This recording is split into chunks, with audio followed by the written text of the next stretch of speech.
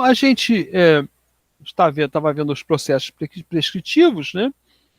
E a verdade é que software tem muitos problemas de desenvolvimento, então, no mercado se desenvolveram outras formas de fazer, né? E que se autodenominaram em algum momento métodos ágeis. Tá?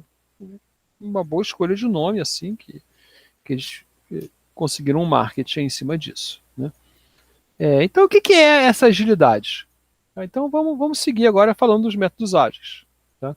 Primeiro, é uma palavra da moda, né? É uma maneira de falar, né, que identifica o quê? Que identifica que projetos de software precisam reagir rapidamente às mudanças. Tá? Então, o primeiro método publicado em livro falava em adaptável.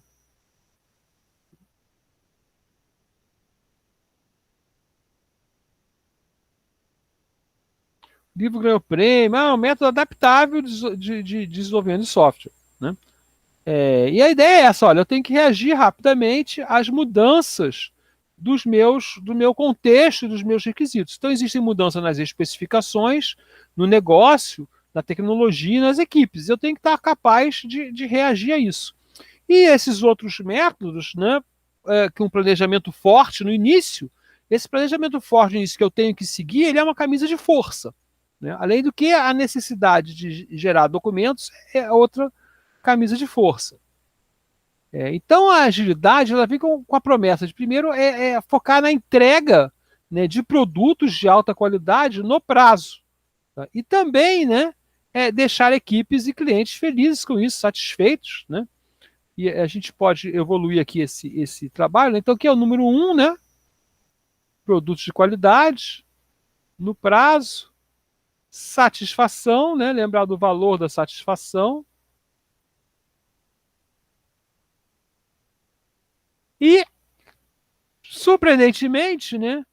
Trabalhar nas horas do expediente, porque tem esse diagnóstico da indústria de software, né? Que é chamado de marcha para a morte, né? É que você fica atrasado, então trabalha mais, aí você trabalha mais cansado, aí fica mais atrasado, né? E isso aí vai trazendo um fim negativo aí para o projeto.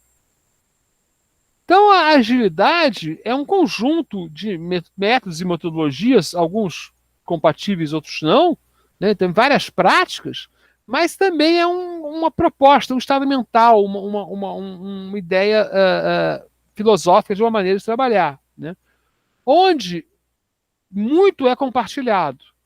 Né? Então, em vez de você dividir o seu projeto em coisas estanques, por exemplo, um exemplo, né, típico era o dono do código. Né?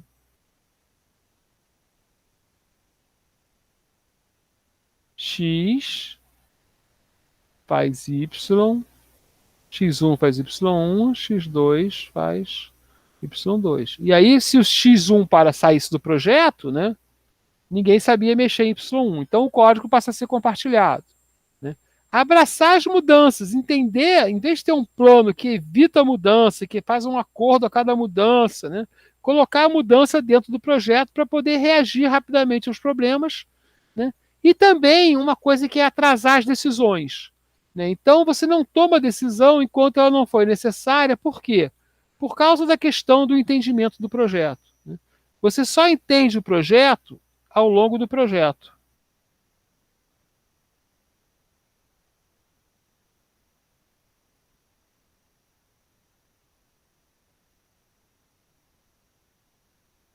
Então, quando você toma uma decisão precoce, você pode não ter a compreensão total do que o projeto precisa.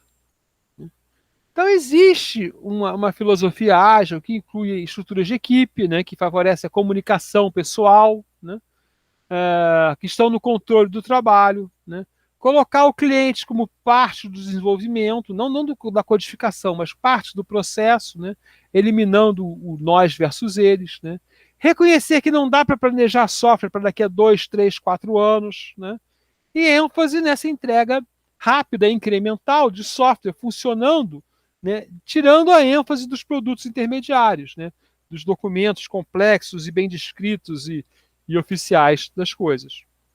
O que não quer dizer que você não vá usar, ou que isso não se torne necessário para um projeto. A questão é que você não começa com a ideia, né, que essa é a única maneira de fazer. E isso ficou marcado quando foi feito o Manifesto Ágil, né? Então, o Manifesto Ágil, ele diz o seguinte, né? Primeiro ele foi feito, é interessante saber como ele foi feito, né? Então, ele foi numa reunião, num congresso, no UPSLA, né? Se não me engano, o UPSLA 95, né?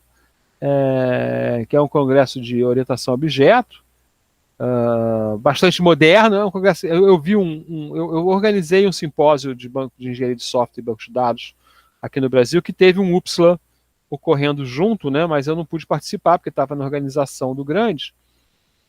Mas era um projeto uma maneira bem diferente de fazer eventos, né? E aí eles se reuniram no quarto lá, no pós-simpósio, de noite, né? E resolveram escrever um manifesto dos métodos ágeis. Tá? Então tem alguns autores, né, que assinaram inicialmente, depois outros. Então ele dizia o seguinte, né? Estamos descobrindo maneiras melhores de desenvolver software, fazendo nós mesmos e ajudando outros a fazer. Através desse trabalho, passamos a valorizar indivíduos e interação mais que processos e ferramentas. Software em funcionamento mais do que documentação abrangente. Colaboração com o cliente mais que negociação de contratos e responder a mudanças mais que seguir um plano. Né? Então, ou seja, mesmo havendo valor nos itens à direita, valorizamos mais os itens à esquerda. Então, isso é o seguinte, eles estavam lá propondo maneiras de fazer as coisas, né, ou discutindo detalhes das maneiras de fazer as coisas, e eles perceberam, olha, na verdade, né, todo mundo fica definindo o processo, criando ferramenta, mas a gente tem que trabalhar mais com indivíduos e como eles interagem. Né? As pessoas ficam projetando, né, lá no RUP, por exemplo, né, documentação abrangente para tudo ficar bem claro do projeto, mas o importante é entregar software. Né? As pessoas ficam bolando como negociar com o cliente, né, fazendo maneiras mais eficientes, ou mais fáceis, ou mais formais, quando o importante é colaborar com o cliente. E as pessoas ficam preocupadas em seguir o plano, né, em garantir que o plano vai ser cumprido, e a gente tem que estar mais preocupado em responder a mudanças. Como isso apareceu? Né? Olha, a principal raiz do ágil é a mudança de forma de produzir. Então, novamente, nós não inventamos nada, nós vamos procurar na indústria. Né? E a gente tem a grande mudança conceitual, né, do Fordismo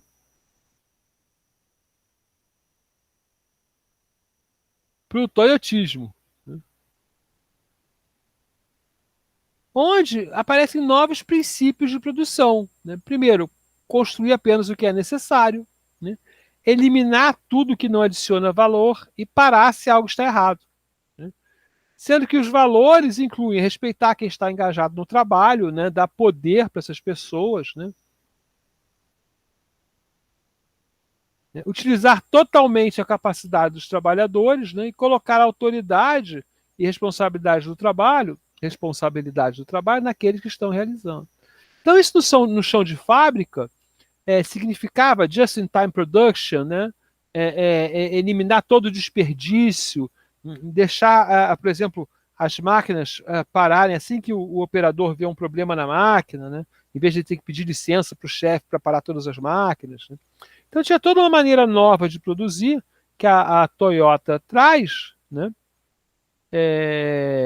Ao longo do tempo, inclusive, mas que começam a fazer sucesso e começam a inspirar o desenvolvimento de software.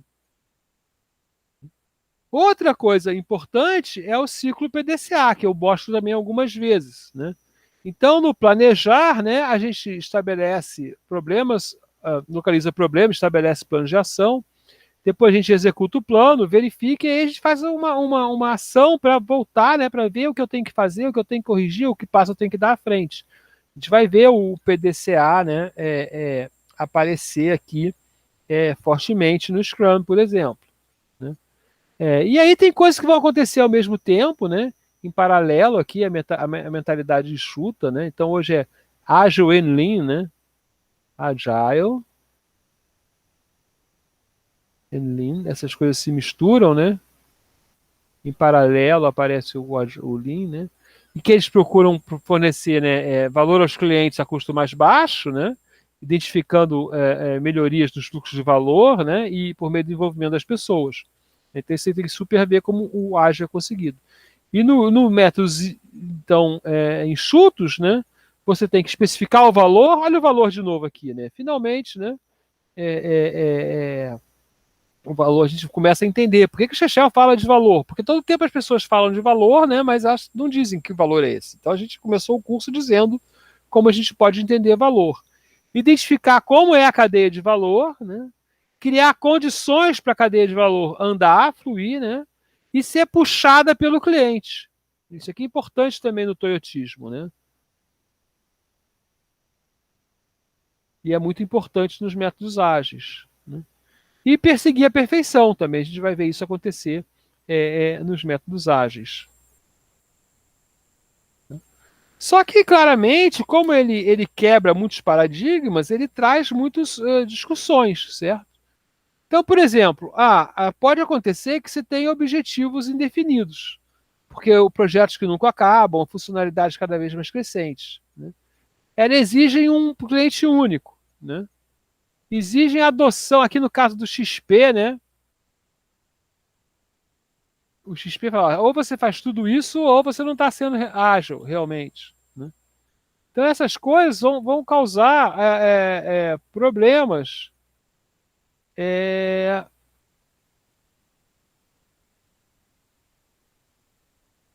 para justificar o ágil. E ele realmente é sensível ao tamanho da equipe, por causa da comunicação pessoal. Então, se você começa a botar muita gente, né, a comunicação fica mais difícil e não funciona tão bem. Algumas dessas coisas são mitos. Né? Por exemplo, o desenvolvimento ágil não é indisciplinado, ao contrário, ele é super disciplinado. Né? Ele é mais democrático. Né? Mas se você não cumprir o que a forma ágil de trabalhar, você vai ficar com a bagunça. Né? Outra mentira é que os times ágeis não planejam, ao contrário. Né? Eles planejam, né? Mas eles planejam de uma forma diferente. Eles planejam de uma maneira top-down, né? Eles espalham o plano do projeto incremental, eles só se comprometem quando é preciso as coisas. Né? Também diz, não é previsível, porque você não sabe quanto vai entregar. O métodos prescritivos se mostraram não previsíveis também. Então, no ágil, há um aprendizado e você passa a aprender, né, como prever. Né? Desenvolvimento ágil não escala, porque a gente faz o contrário, a gente desescala os projetos. Porque projetos grandes vão falhar. Né? A característica do projeto grande é falhar, então a gente transforma em muitos projetos pequenos. Apesar do que, um projeto ágil enorme pode ser feito na forma de vários projetos pequenos. Né? E desenvolvimento ágil é mais uma moda. É verdade, é uma moda, mas algumas modas são boas. Né?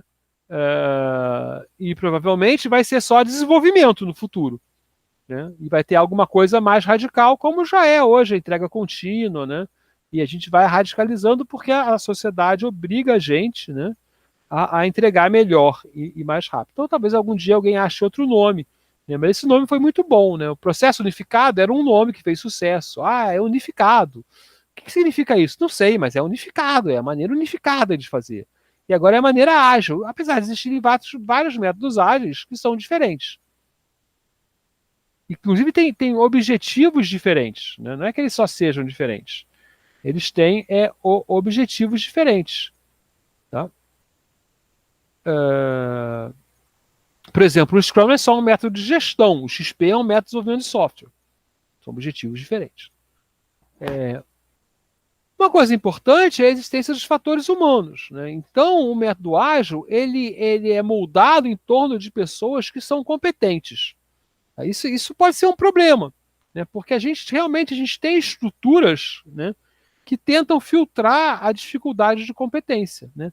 A estrutura hierárquica, né, com verificações, né, então tem aqui, né, se esse cara aqui verifica todo o trabalho feito por esses aqui, e esse cara aqui verifica todo o trabalho feito isso aqui. Então eu tenho uma filtragem por competência. Só que não dá certo na prática, a gente já viu isso.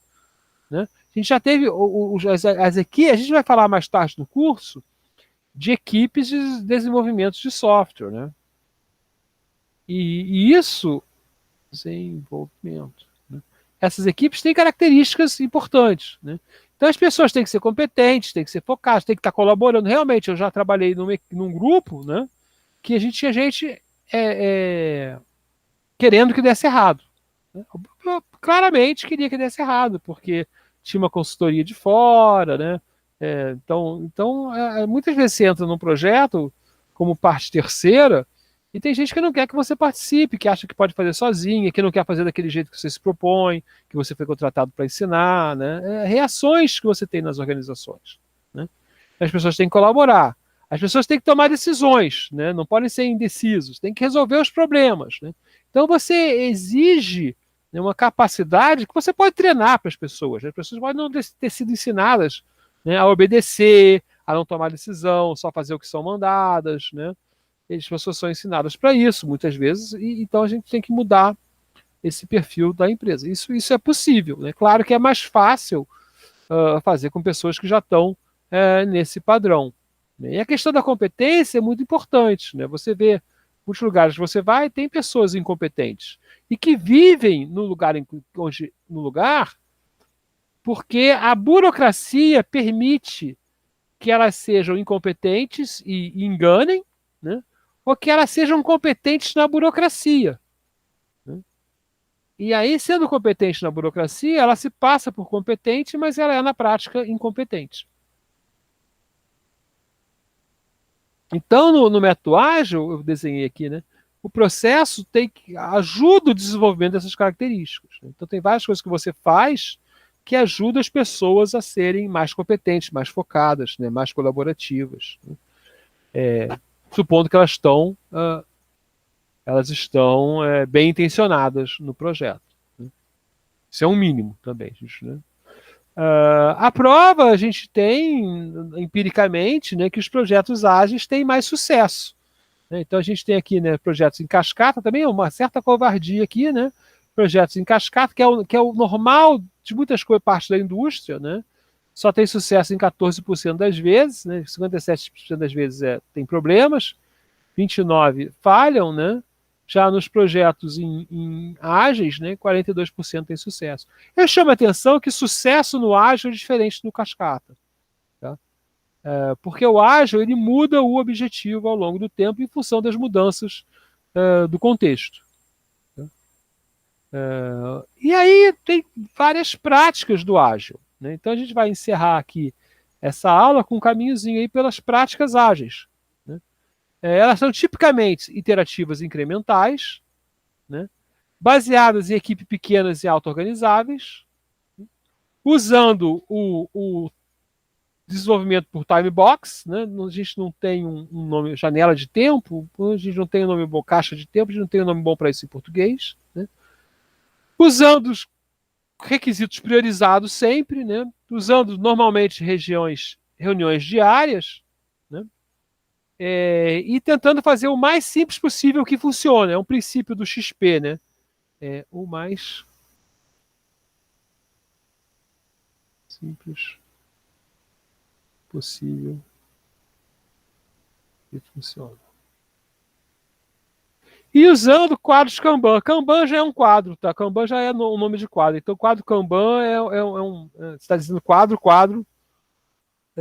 Mas ok, quadro Kanban, a gente está acostumado em falar isso. Né? Então, essas coisas são coisas que aparecem em vários métodos ágeis. Né? Na área de requisitos, né, a gente tem, por exemplo, a visão do produto, é muito comum. Né? A manutenção do product backlog, uso de histórias de usuário, apesar também de ter alguns que usam casos de uso, né? Uso de cenários, né? Uso de personas para analisar as pessoas que vão usar, o cliente, uso do planning poker, né? Que aparece em vários casos, a gente vai falar de planning poker aqui no curso, a priorização constante dos requisitos, né? Do product backlog. Né?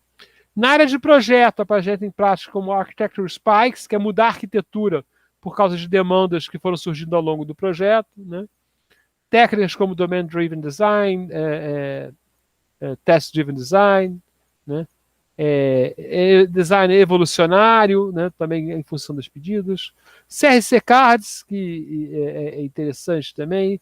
Design by Contract, que é outra técnica que também é um método ágil, né? A metáfora do sistema também, né? Você tem o sistema, você tem uma metáfora por trás. Várias técnicas de construção de software, né? Como manter um estilo de código, test-driven development, behavior-driven development, pair programming, refactoring, né? Todo mundo possui o código, né? Daily builds, automated builds, 10-minute builds, né? Aqui, daily builds, todo dia tem botar o software para funcionar. 10-minute builds, que significa só o seu processo todo de, de, de compilação, né? Tem que durar no máximo 10 minutos, né? Integração contínua, né? Revisão por pares. Então, várias coisas que vão aparecendo, né? Algumas são mais comuns, outras menos. Em alguns nomes vocês conhecem, alguns a gente vai falar aqui. Tá? No processo time boxing, planejamento de releases, né? Ter o sprint backlog, ter as tarefas num quadro, né? Medir a velocidade do time, ter times pequenos, cross-funcionais, auto-organizáveis, né, colocados no site do cliente, né, ter o Scrum Master ou alguma coisa semelhante, né, trabalhar num passo que você não precisa trabalhar 18 horas por dia, né, e coisas assim são práticas ágeis. Né. Então vamos falar de algumas. Né. E a primeira, e assim, bastante importante para a gente, é realmente o time boxing. Né. O time boxing é uma das práticas que eu considero mais importantes, porque ele trabalha com essa mudança da ideia, né? Geralmente, né, você fala o seguinte, olha, eu quero fazer algo, ter uma funcionalidade, um escopo, né? E você calcula qual o tempo.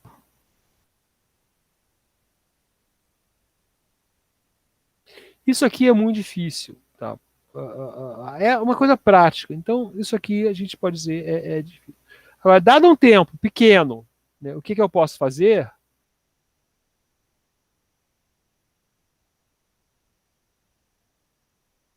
Tempo pequeno. O que eu posso fazer? Isso muitas vezes, em vários ciclos, cada vez a gente acerta mais o que pode fazer, certo? Então a gente fixa o tempo e vai dizendo, olha, no próximo tempo eu posso fazer isso, posso fazer isso, posso fazer isso. Se você quiser que eu faça mais do que eu posso, quebra a sua tarefa em duas. Né? Que aí eu consigo fazer um pedaço dela agora e um pedaço dela depois. Tá? Visão do produto. Isso aqui também é bastante importante, eu gosto muito dessa aqui. Né? Você vai trabalhar, né, uma ideia gráfico-visual, né, para a comunidade entender, para as pessoas entenderem o que você vai fazer, né, que norteia as decisões. Isso, por exemplo, pode ser criado com o Project Model Canvas. Né? Você tem o contexto, né? Mas você tem outras maneiras de criar a visão do produto. Né?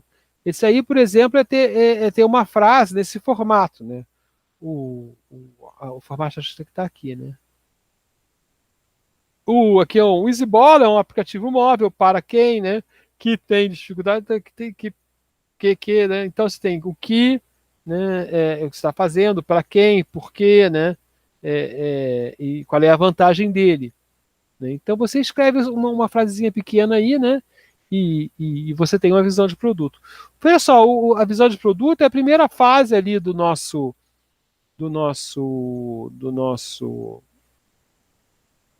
Project Model Canvas. Né? Então pode ser tirado também dali. Aqui a gente tem outras maneiras, né? E a gente pode olhar de fazer visão do produto. Né? Então é um Vision Board, tá? Que é uma ferramenta também que vai levar aquele texto lá. Né? Pode ser feita também com post-its, né? Num brainstorm, né? Para melhorar a especificação. Né? Você tem aqui um Project Data Sheet, mais um pouquinho mais formal, né? Que fala de várias coisas. Né? E você tem aqui um Product Roadmap, né, que fala para a data, ó, o que tem que ser feito para cada data. Então você vai repetir isso aqui várias vezes, né, para várias datas. Aqui você tem o Product Roadmap já detalhado no software chamado AHA.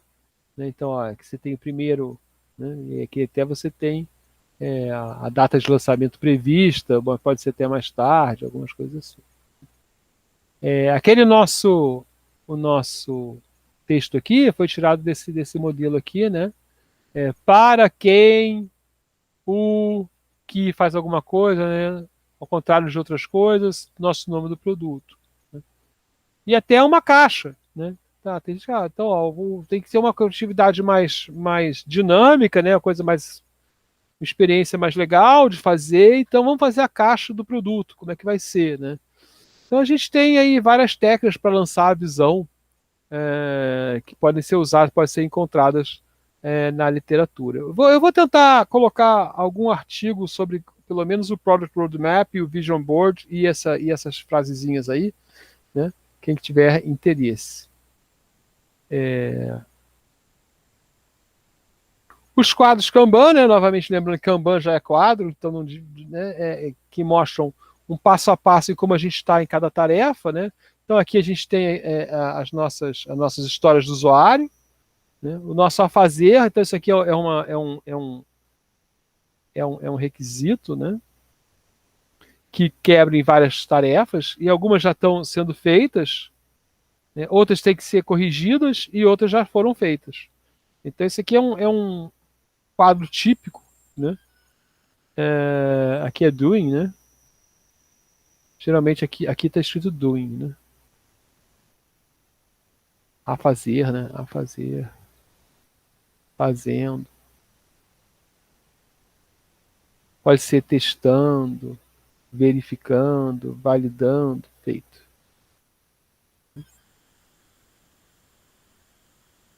Aqui tem uma bem simplesinha, né? E aqui tem uma real mais complicada, né? Por várias fases lá que estão identificadas na equipe, né? Propostas, né, que estão sendo feitas análises, né? Aí em desenvolvimento, aí algumas coisas estão ativas, né? E algumas coisas fecharam, e aqui no final geralmente tem uns observações, problemas que ocorreram, coisas que tem que resolver, né? Então aqui, ó, resolvido, né? Ó, tem que fazer o design, tem que fazer o código, né?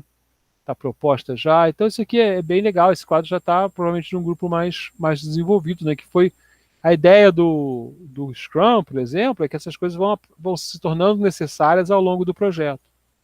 Vamos dividir agora o ativo em design, e aí você vai lá no seu quadro, redesenha o quadro e divide. Né? Eu gosto muito do Burn Down Chart, né? Que mostra aí como seu software está andando em relação ao prazo, né? E você vê que é comum subir, né? No início, porque você descobre que tem mais tarefas a fazer, né? Você, no planejamento, deixa eu pegar aqui, né? Quando você planeja no sprint seu to-do, né, você geralmente esquece alguma coisa. Aí, ao longo do projeto, né, no iníciozinho do projeto, você descobre que tem mais coisas a fazer e aí você faz. Né? E aí é legal. Então, a gente tem essas conjuntos aí, realmente a gente não pode passar. Olha só a quantidade de técnicas que tem. Se eu for usar meia hora para explicar cada uma, que é razoável, tá? Não é nem muito, é pouco. História dos usuários, por exemplo, é muito mais, a gente vai usar uma hora para isso. A gente vai fazer um curso só disso. Né? Então a gente vai agora, na próxima aula, falar, falar do Scrum. Tá? Opa, peraí.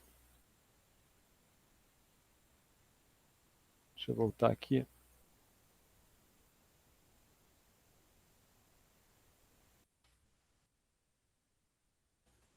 Botar o meu. Acabou de novo. Ok. Então vamos parar a gravação aqui, se eu descobrir como.